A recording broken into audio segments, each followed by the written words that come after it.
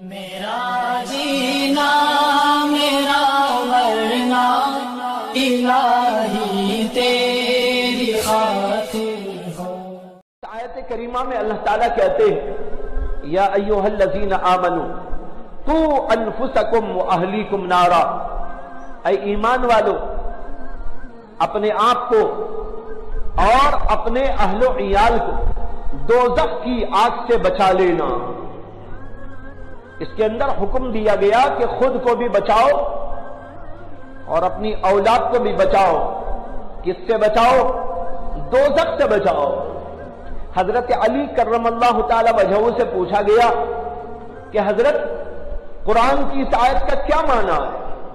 اللہ کہتے ہیں دوزخ سے اپنے آپ کو بھی بچاؤ، اہل و عیال کو بھی بچاؤ۔ کیسے بچائے؟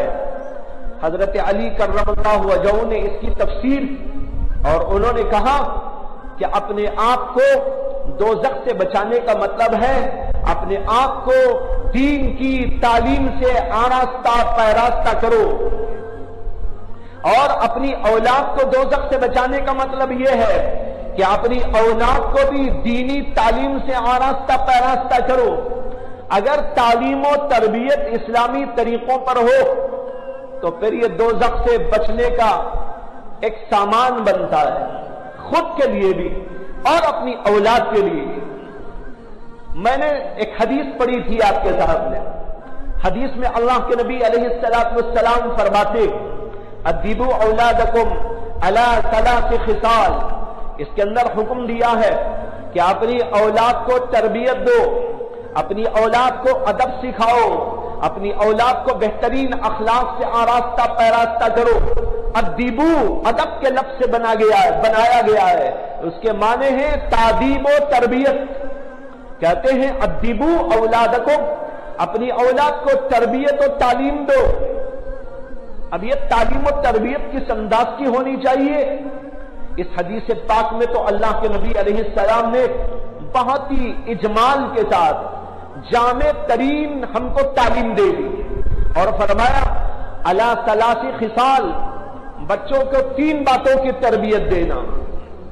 ایک تو ہے حب نبیکم، اپنے نبی کی محبت ان کے دلوں میں ڈال دو۔